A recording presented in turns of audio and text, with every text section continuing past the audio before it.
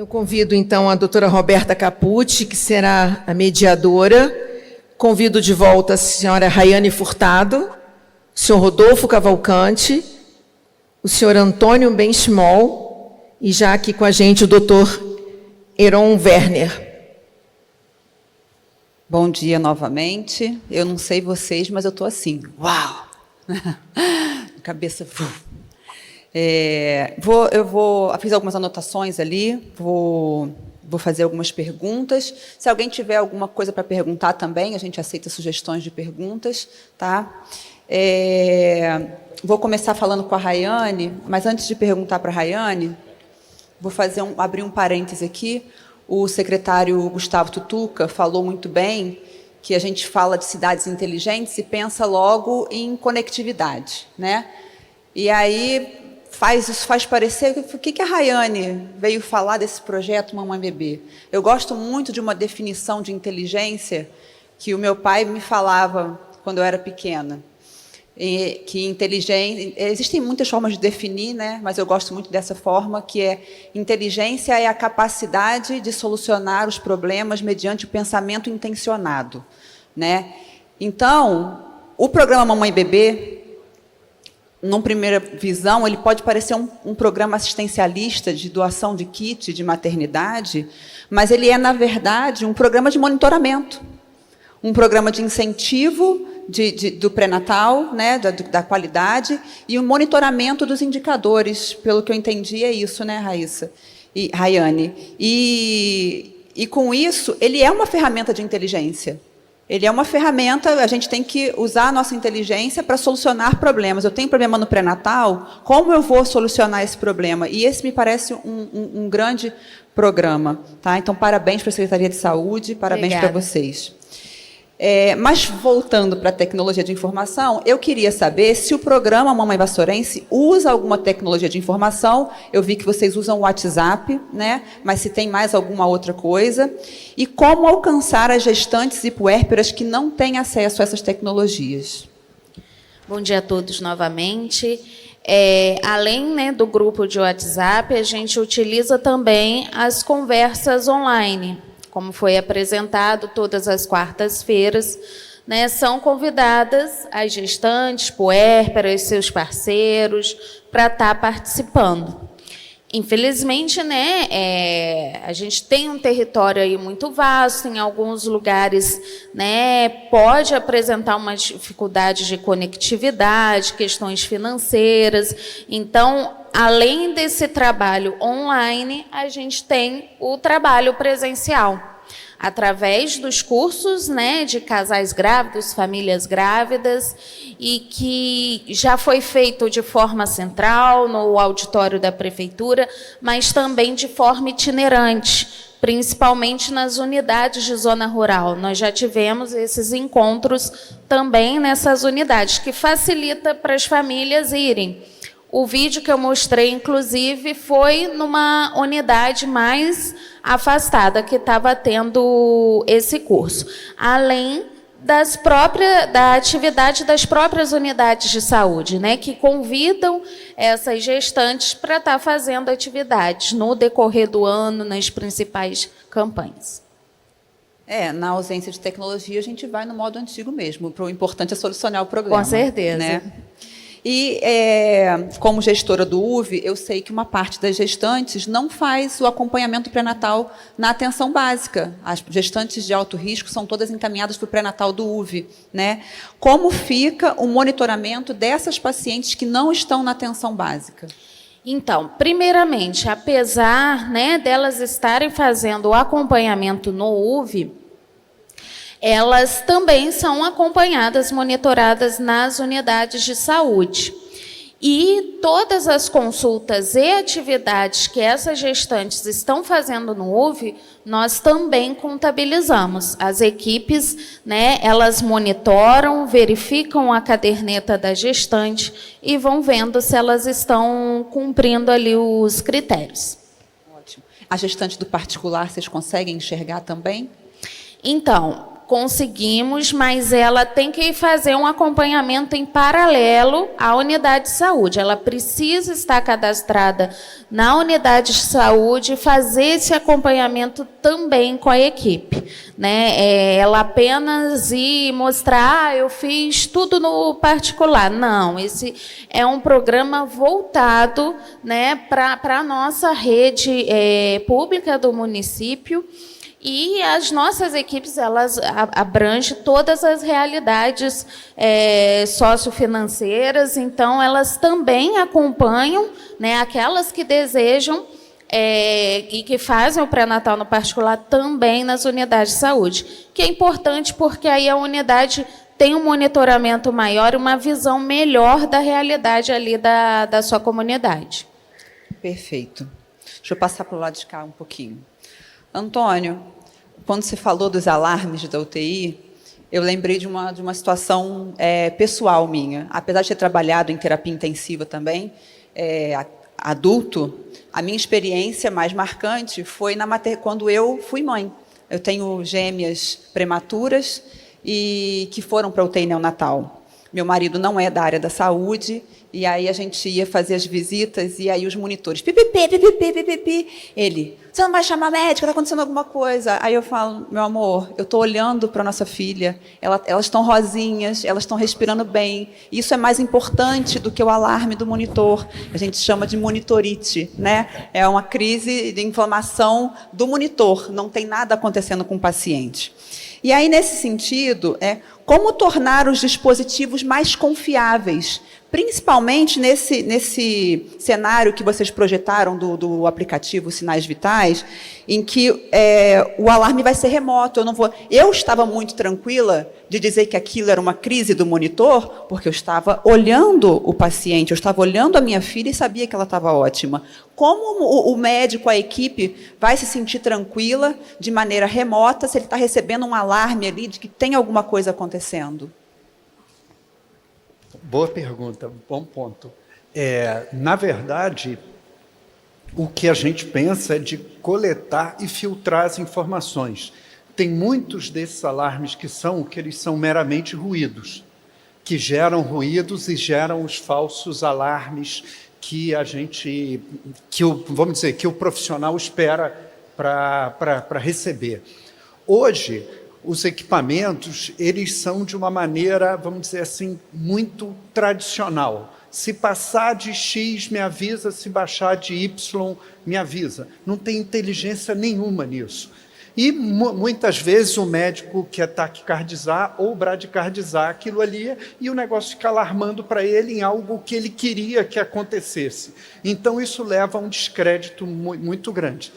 Caindo no ponto que você falou, a ideia que a gente tem é justamente captar, filtrar e não entregar ele unitariamente, porque uma visão unitária não diz muita coisa ao médico. Eu não sou médico, o que eu ouço deles.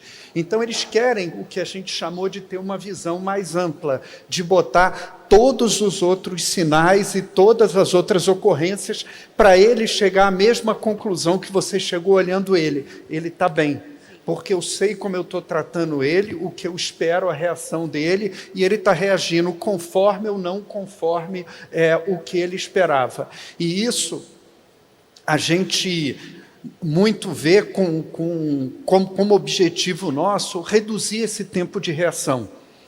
Porque hoje aquilo não é visto, muitas vezes não tem o descrédito, e a reação àquele problema se retarda, e a gente sabe que a nível de UTI, também trabalhei numa UTI neonatal, o tempo é muito importante.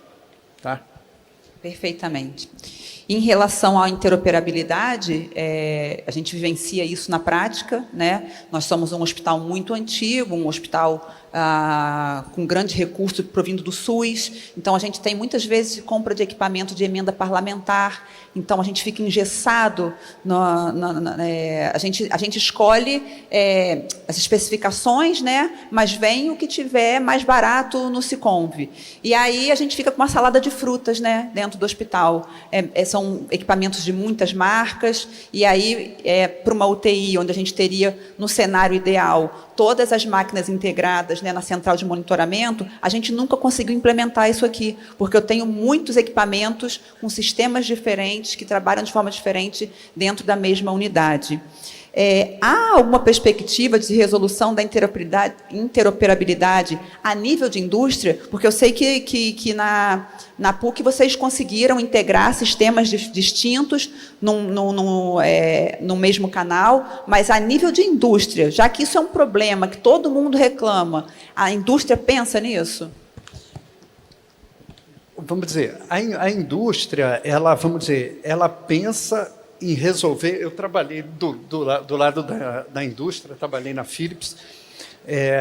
A indústria, ela pensa em prover isso de uma forma muito exclusiva, porque existem interesses empresariais por detrás disso.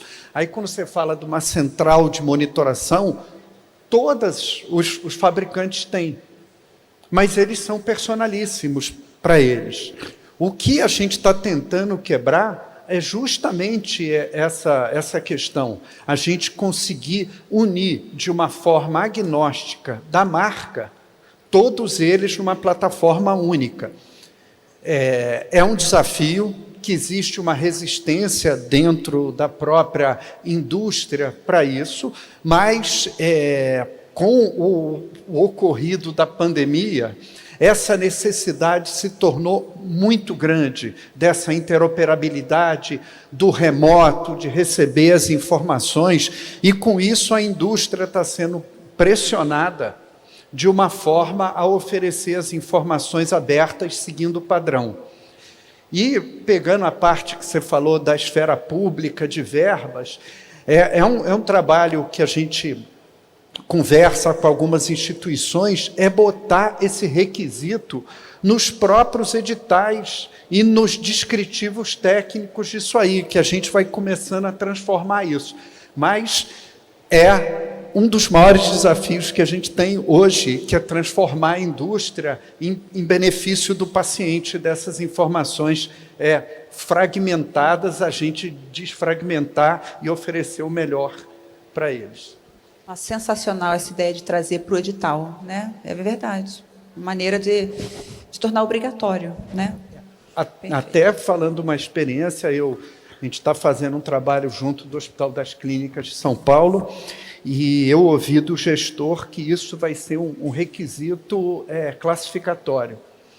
Então, quem não tiver, não entra, não passa da parte técnica para a parte comercial. Ótimo. Claro. Em cima dos equipamentos, a doutora Roberta falou que tem vários tipos de equipamentos.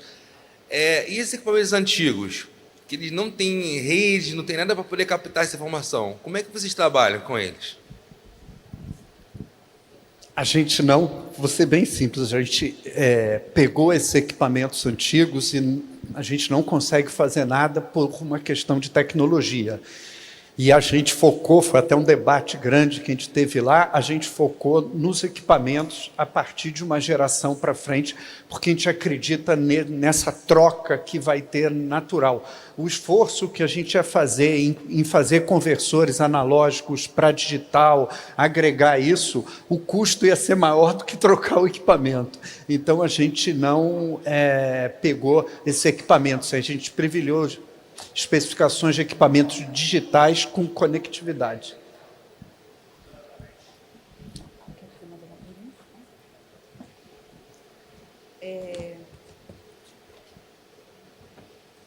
Doutor Heron. Uau, de novo. Uau. Eu achei fantástica as pesquisas de vocês, o trabalho de vocês, mas me parece uma tecnologia muito cara e inacessível. Como você enxerga o uso dessa tecnologia no futuro? Se há uma perspectiva de popularização do uso dessa tecnologia, de massificação dessa tecnologia? Essa é uma ótima pergunta, Alberto. A gente acha que a tecnologia é muito cara, mas quando você coloca na balança a tendência final, no benefício, se você olhar na outra ponta, em termos de sucesso numa cirurgia complexa, ela acaba sendo uma tecnologia barata. Quando a gente pensa na ultrassonografia, os aparelhos hoje, a maioria eles já vem equipados com esse tipo de tecnologia, né? Com ultrassom 3D e tudo mais, com as sondas volumétricas. E algumas empresas já exportam, inclusive, já para uma impressora 3D. Isso já é feito, né? Ressonância magnética é uma tecnologia cara, mas não é uma tecnologia que a gente usa para o screening. É uma tecnologia que você vai usar em casos complexos. E casos complexos, para que eles sejam bem resolvidos, a gente precisa de tecnologia. E usando a tecnologia, eu acho que essa solução acaba sendo mais barata.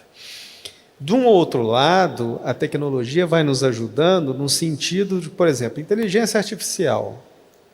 Quando eu fazia uma reconstrução de uma imagem, de uma patologia fetal complexa, a gente demorava em torno de 10 horas, em média. Então, isso é caro. Tempo de uma pessoa trabalhando essas imagens, segmentando a imagem. Hoje, com inteligência artificial, você tem inúmeros softwares, inclusive softwares open, gratuitos, né, usando inteligência artificial, você consegue fazer isso de uma forma muito mais simples, muito mais rápida, entendeu? Então, você vê o seguinte, quando eu segmentava um feto na ultrassonografia, hoje o aparelho já me entrega ele segmentado, entendeu? Então, isso me poupa tempo e me poupa dinheiro, né? Então, eu acho que não é uma tecnologia para screening, né? Mas é uma tecnologia para usar no contexto de situações complexas, como é o caso, eu gosto muito de finalizar com aquele caso dos craniópagos, né? Como é que essas crianças ficariam, qual é o custo da sociedade, de um sistema de saúde, se eu separo essas crianças e elas ficam com um déficit maior? Ele é muito mais caro do que eu usar a tecnologia e deixá-las melhor. Entendeu? Então, eu acho que a gente tem que ter essa perspectiva mais a longo prazo, né? Então, eu sempre falo que a tecnologia ela não vem para somar custo, né? Na verdade, ela vem para diminuir custo, né? Eu não vou usar em todos os casos, mas naqueles casos específicos, complexos, vale a pena, e a gente hoje já começa a perceber uma aceitação, primeiro, dos médicos, e segundo, você começa a medir isso na outra ponta, que é no hospital, né? Quando você vê uma cirurgia robótica, em que eu posso jogar a imagem no robô, e, em casos, muitas vezes, de reoperação, que são casos mais complexos, que eu tenho a anatomia totalmente distorcida, e eu já estudei esse caso previamente, a minha complicação vai ser menor. Se ela é menor, meu tempo de internação é muito menor, né? Então, hoje, muito cirurgião que já usou a tecnologia não quer operar mais sem, né? Então, eu vejo essa perspectiva mais a longo prazo, em termos de contabilizar o custo. Entendeu? Perfeitamente, eu concordo. Concordo com o senhor. Acho que a tecnologia, por mais cara que ela seja, ela vem, o benefício dela é minimizar o custo de alguma forma. Exato.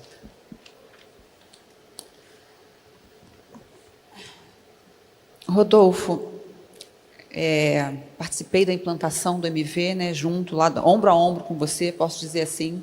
A gente pegou junto a alça desse caixão.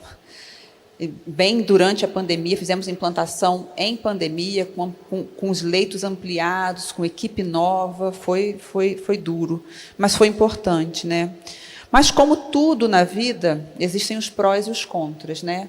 Os prós a gente consegue, são fáceis de ver, né? A gente consegue mensurar melhor as informações, a gente tem os dados mais acessíveis, a gente otimizou o tempo, né? A informação está mais disponível. No entanto, tem um contra da informação em rede que muita gente não se toca, que é justamente a segurança, né? A segurança, e nós temos agora até a LGPD, né? E eu queria saber de você como o UV vem... E, gente, essa pergunta é real, tá? Eu realmente não sei, é uma pergunta real. Sim. Ela está perguntando, mas ela já sabe. Essa aqui eu não sei a resposta. Como o UV vem agindo para se adequar à LGPD, a Lei Geral de Proteção aos Dados, no sentido de proteger essa informação, porque a gente sabe que a gente está falando de prontuário, a gente está falando de conteúdo sigiloso. A gente está falando da vida da pessoa. As pessoas, eu não posso que a informação da doença da pessoa caia nas mãos de qualquer um. Mas quando a gente está falando de prontuário eletrônico, essa informação está na rede, essa informação está na nuvem, acessível. Né? Como que a gente trabalha isso lá no hospital? Ainda na nossa nuvem não. Né? A gente está projetando agora, mês que vem, se Deus quiser, estaremos com o MV na nuvem. Não vai ser mais local, é uma projeção para esse ano. Então, essa é a tendência, né, da gente ter todos os dados lá em cima para poder ter acesso muito melhor. Mas a LGPD, né, todo mundo ouve falar, mas ninguém, né, assim, nem todo mundo está, assim, não tem a situação. O que é a LGPD hoje? O que é a Lei de Proteção dos Dados, a Lei Geral de Proteção dos Dados? Então, não só o hospital, né, a fundação como se, ela tem que se preocupar com essas informações. Então, o que acontece? Além de a gente ter um sistema que ele já é certificado, tá? SBIS, que é a Certificação Brasileira da Informática em Saúde, e dentro dessa certificação, ela preconiza a informação, a segurança da informação. Então, esse já é um passo que a gente tem na frente. Outro passo, o principal, é o quê? A empresa, agora dia 2 de janeiro, o nosso presidente, ele nomeou o professor Maurício como DPO. O que é o DPO? É o responsável pelos dados da instituição. Então, esse é o personagem que vai ser, se tiver uma fiscalização, esse é o personagem, a pessoa aqui que vai ser responsável para a informação de toda a fundação. Então, já é um passo. Paralelo a isso, nós temos o quê? A capacitação dos profissionais, recepção, áreas distintas. Então, o profissional ele é capacitado de avaliar a informação, não passar a informação, a restrição dos acessos ao sistema, isso é muito importante, foi o que eu até mencionei no início ali. O profissional, você tem um profissional que ele pode só ver o paciente nas áreas específicas. Então, e hoje nós estamos chegando no nível até da UTI. A gente tem uma medicação que o médico só vai enxergar no paciente que vai ser utilizado na UTI. O profissional médico da clínica médica, ele não vai usar esse medicamento da clínica médica porque ele é só da UTI. Então, a gente foca. O profissional que está no centro cirúrgico, ele tem que ver. Aí a política da empresa também, tá? O médico, ele tem, né? O sigilo médico já é a parte de assistencial, já preconiza isso. Nosso código de ética. É o código de ética. Então, mas quanto o sistema, a gente parametriza ele com os perfis de acesso, a gente orienta os colaboradores o quê? Levanta da máquina, desloga do sistema, não passe sua senha para outro colega, isso é muito comum. No início do projeto, a gente vê a senha plugada lá no esplanada no monitor. Você já presenciou isso? Então, com esses conceitos, com esses ensinamentos, educação continuada também em paralelo, a gente consegue atingir esse alvo aí, que é ficar dentro da LGPD e dentro das normas da instituição, de acordo com o que está tudo preconizado na lei. Perfeito. Acho que educação é tudo, né? Essa história da senha é famosa no hospital, né? Porque os profissionais tinham que se deslocar. E, na época, a senha era só do acesso laboratorial, não era? Não tinha um sistema integrado como hoje, né? Era só para acesso ao laboratório. Só que você tinha que ir lá se cadastrar. Vou só falar rapidinho. Você tinha que ir ao setor cadastrar a sua senha. Você botava a sua matrícula e sua senha para ter acesso. Os médicos são tão preguiçosos que não iam todos, ia um. Um do setor ia lá, criava um usuário, uma senha, e aí você pregava aquilo. Só que o que acontece? Se qualquer pessoa acessa aquele... Não precisa ser médico. A pessoa acessou aquele computador, ela viu aquele usuário, aquela senha, ela podia usar, porque estava pregado no computador. Foi difícil tirar, hein? Nossa Senhora. Muito complicado. Foi complicado, mas... Médico, assim, a gente tem dificuldade também de atualizar. A rotatividade do profissional médico e a enfermagem, auxiliar de enfermagem, é muito grande na saúde. Você não consegue acompanhar. Tem um profissional que só vai uma vez por semana na instituição. Entendeu? Então, às vezes faz um plantão noturno, no sábado à noite. Ele não encontra ninguém do administrativo, do horário comercial, né? É difícil alcançar esse profissional. E não só o laboratório, como a parte de imagem também. A parte que a gente da Pix também tinha esse acesso, também, o pessoal também deixava lá para ver a imagem. Então a gente trabalha com alunos também, né? O que a gente faz? Se o aluno tirar uma foto da tela, como é que você faz? Se alguém tirar uma foto e levar, o que a gente pode fazer? É o tipo de coisa que não tem como coibir, a não ser com educação, com treinamento. Ação continuada, tem que ser ficar em cima, ficar em cima e ficar em cima. Perfeitamente. Eu tenho uma pergunta aqui, que eu vou começar falando com o Rodolfo, mas como ela é um futuro que eu acho que impacta todos nós, eu gostaria que todos respondessem também o que vocês enxergam, que a gente pode ter mais de uma visão, e quanto mais visão, melhor, né? Rodolfo, como que você vê o futuro do prontuário eletrônico? Focando nesse momento que a gente está aqui falando de cidades inteligentes, né? Então vou pensar numa cidade como em si, né? O interessante seria o quê? O Brasil inteligente, quiçá o mundo inteligente. Mas vamos voltar para a nossa realidade aqui, hoje. As cidades inteligentes. Hoje nós temos o prontuário eletrônico, as informações circulam, né? Os profissionais, você tem tudo online, você tem a facilidade de você dar um diagnóstico. Dentro do hospital melhorou muito o acesso à informação, né? Você tem resultado do laboratório, tudo mais. Eu vejo que no futuro, porque o hospital ele é o detentor, ele é o guardião das informações do paciente, né? Quem é dono da informação é ele próprio, é o próprio paciente. Então, o mundo ideal é o quê? No caso, vassouras. Nós temos o hospital universitário, que nós utilizamos o sistema da MV, tá? Prontuário eletrônico, bem conceituado no mercado, referência, ganhou vários, América Latina e etc. Vários prêmios, né?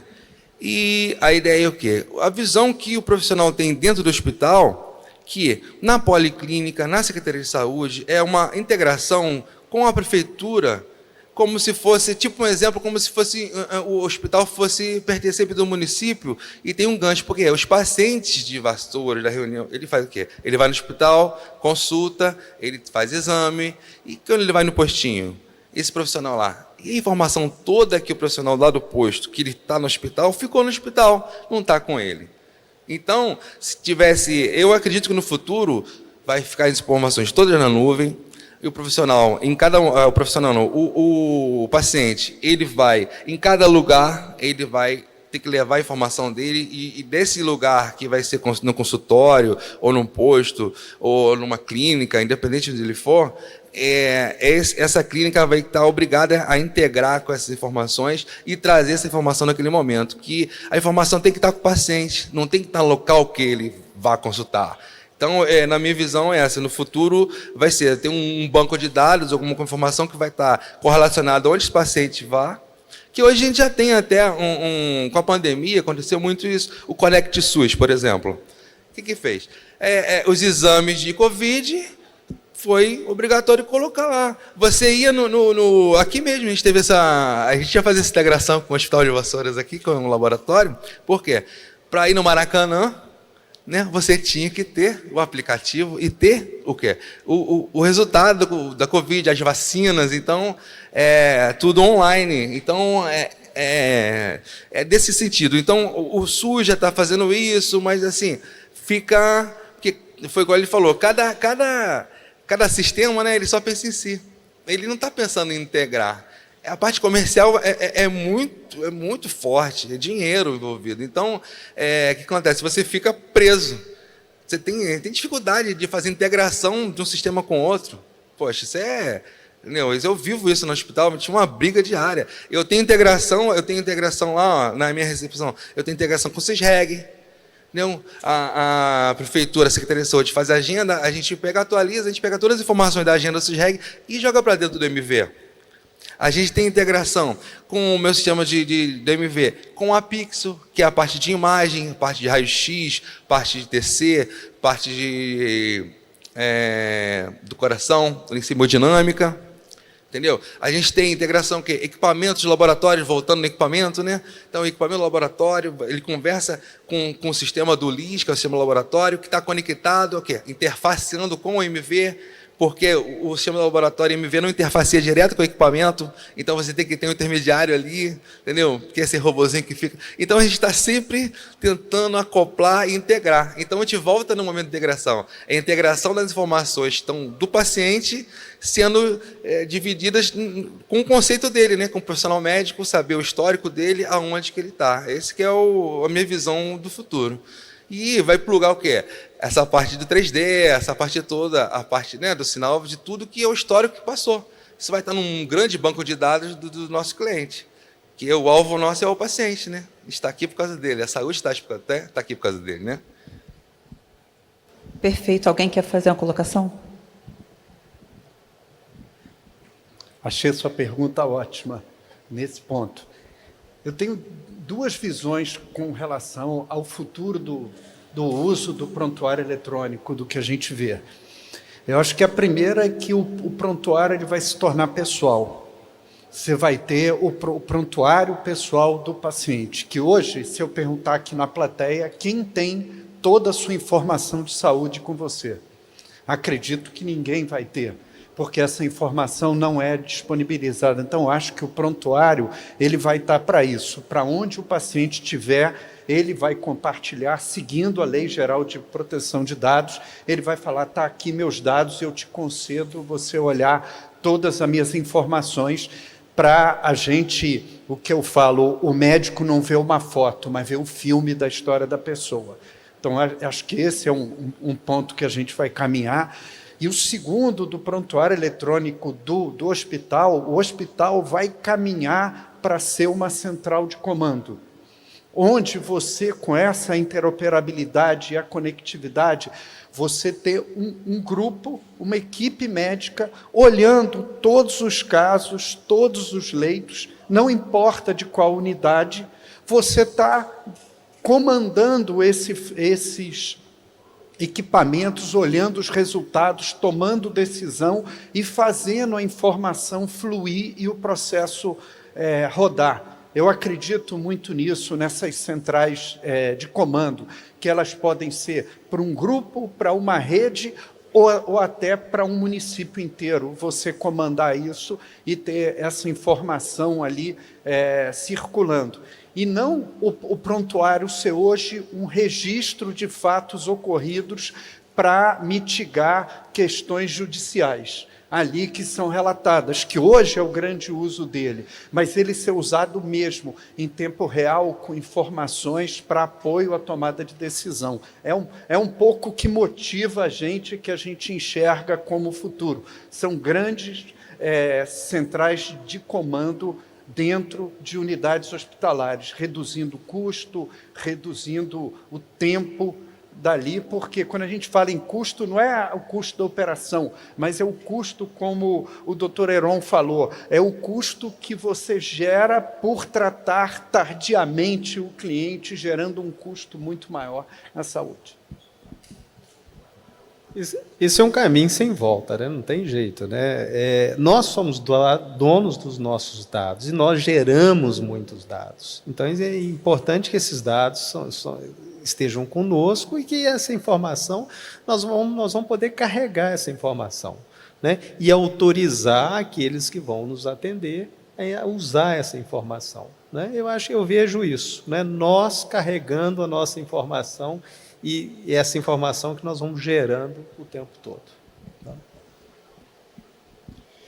Complementando a fala de todos, o prontuário eletrônico, né, para as unidades de saúde na atenção básica também já é uma realidade, mas eu concordo com o Rodolfo, a necessidade de fato de integração. Hoje, um paciente, ao sair de uma unidade e ir para outra, consegue ser visualizado, né, ali os principais dados desse paciente. Porém, se ele vai para atenção secundária, atenção terciária, não existe, né, essa informação ali para os profissionais, né? E tendo essa forma de integração, que eu acredito que vai ser esse futuro, a gente consegue ter a visão geral, né? A gente consegue realizar, de fato, ali a integralidade que é um dos princípios do SUS. A gente vê o paciente como um todo e não fica apenas com a informação que esse paciente leva. Porque qual é o problema disso? Muitas pessoas, né, elas são leigas na área da saúde, às vezes ela não sabe dizer, né, exatamente qual é o medicamento, ou ela não sabe a importância de estar dizendo isso, o que ela já passou de saúde, qual é o link com a situação dela atual. E o prontuário eletrônico, acho que ele facilitaria isso tudo para a gente. Ele já vem sendo uma realidade, né? O Ministério da Saúde já está mais forte esse prontuário eletrônico na parte de atenção primária, mas ainda precisa fortalecer a secundária e a terciária. O Conect SUS, né, de fato, ele foi passado a todos, principalmente com essa questão do certificado de vacinação da Covid. Né, os resultados de exame, mas ele serve além. Né, as pessoas que são consultadas nas unidades de saúde, que utilizam o PEC, as informações vão para esse Conect SUS também. Como, por exemplo, os medicamentos de uso contínuo também pode ter acesso através disso. Então, assim, o futuro é esse. A integração desses dados e a gente conseguir ver de uma forma mais ampla e integral a saúde do paciente. Perfeito. É um caminho sem volta, né? E eu acredito que seja pela interoperabilidade, conectividade dos múltiplos sistemas, de forma que um seja visível para o outro. Eu enxergo esse problema. Eu faço muita revisão de prontuário, né? Casos muito complexos que vêm para eu revisar, e eu enxergo um problema de vocês, que é o seguinte: o paciente ele vem com uma folhinha de referência e contra-referência, né? E eu enxergo dentro do meu prontuário físico a folha anexada ali. Ora, essa folha deveria voltar com o paciente. Se ela está presa comigo, é porque está faltando informação para você, né? Esse é um problema antigo, né? Que o paciente vem referenciado da atenção básica, mas a contra-referência não acontece, né? A gente já tentou educar, mas eu percebo que isso ainda é um gargalo, né? E realmente o paciente não tem obrigação de saber passar o que aconteceu com ele. Muitas vezes ele mal compreende a doença, o que ele fez de procedimento, qual foi a cirurgia que ele fez, e aí fica falha essa comunicação, né? Então, seja pela comunicação entre os sistemas, de forma que um enxergue o outro, ou seja, pelo que eu espero que aconteça, desejo que aconteça, do paciente carregar a sua própria informação, seja um chip, seja uma senha de acesso a um banco geral, e que você, com a senha, você acesse, seja qual for o caminho, que a informação esteja com o paciente e acessível a toda a rede de saúde, né? Acho que essa é a qualidade que a gente quer alcançar no futuro, de forma que a informação não fique fragmentada. A gente hoje, como o hospital, ele não é dono do prontuário, ele é guardião da informação. Muitas pessoas não sabem disso. Toda pessoa pode solicitar a cópia do seu prontuário, mas realmente é um processo extremamente burocrático, porque nós também temos que seguir uma série de legislações em relação à segurança da informação, e nós temos um volume, né, de prontuários muito grande, pacientes muito grande, de forma que eu preciso de um delta-T para atender. Então, se você chegar hoje lá no hospital e falar, eu gostaria de pedir a cópia do meu prontuário, você não vai sair de lá com ele. Isso tem um delta-T para a gente achar o seu prontuário. Às vezes, se o seu atendimento for muito antigo, seu prontuário está no arquivo morto. Então, a gente vai ter que vasculhar o arquivo morto, achar o seu prontuário físico, que, embora a gente tenha... É muito recente o nosso prontuário eletrônico. Então, a gente tem um arquivo morto imenso, é um andar inteiro de um prédio de arquivo, né? Então, até você encontrar o arquivo, esse prontuário vai ser revisado antes de ser entregue para o paciente. Então, tem um delta-T longo e, às vezes, a pessoa não tem esse tempo para esperar, né? Então, a gente espera que no futuro essa informação esteja mais acessível. Quero agradecer a todos, Rodolfo, Rayane, Dr. Heron e Antônio. Muito obrigada, foi um prazer estar aqui mediando esse painel, e agradecer a todos vocês que ficaram aqui até agora. Vamos para o horário de almoço.